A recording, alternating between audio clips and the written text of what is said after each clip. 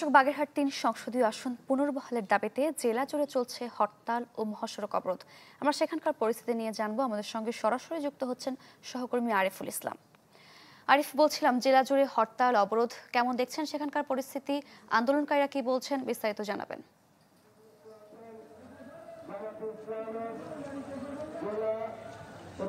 সারিকা, দাঁড়িয়ে আছি বাগেরহাট খুলনা মহাসড়কের ঠিক জেলা প্রশাসকের অপোজিটে, সেখানে দাঁড়িয়ে আছি।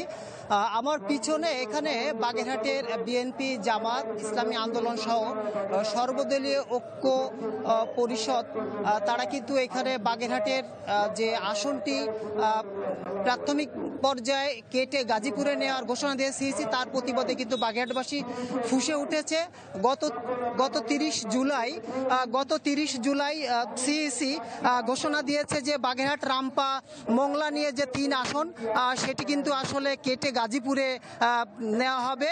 তো তার প্রতিবাদে সেই থেকে কিন্তু বিভিন্ন সময় মিছিল, মিটিং, মানববন্ধন, অবরোধ শুরু হয়েছে। আজকে কিন্তু এখানে মহাসড়ক অবরোধ এবং হরতাল করছে বাগেরহাট জেলায়, সেখানে আহ্বান চলছে যে আজকে যেভাবে হরতাল আমরা দেখছি, যে এখানে প্রশাসনের হোক বা সরকারি বেসরকারি প্রতিষ্ঠান হোক, তাদের যে অফিস আদালতগুলো সেগুলো কিন্তু আসলে বন্ধ রয়েছে। আমরা দেখেছি যে এখানে যিনি জেলা প্রশাসক আহমেদ কামরুল হাসান, তিনি কিন্তু পায়ে হেঁটে কিন্তু তার কার্যালয়ে এসেছেন। আর এখন এখানে যে বাগেরহাটের যে জামাত এবং বিএনপি সহ যারা আছে তারা এখানে কিন্তু বক্তব্য রাখছে, এখানে তারা কথা বলছে এবং তাদের দাবি যে আসনটি যদি পুনর্বহাল করা না হয় তাহলে কিন্তু তারা আরো দুর্বার আন্দোলন গড়ে তুলবে।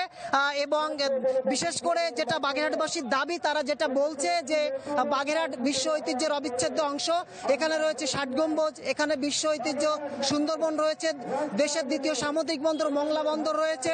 তো এসবের কথা বিবেচনা করে যদি আসনটি কেটে নেওয়া হয় তাহলে তাদের ভাষায় যে এটা দ্বিতীয় শ্রেণীর জেলায় পরিণত হবে এবং উন্নয়ন কার্যক্রম ব্যাহত হবে বলে তারা জানিয়েছে। Furniture just smarter, JMG furniture.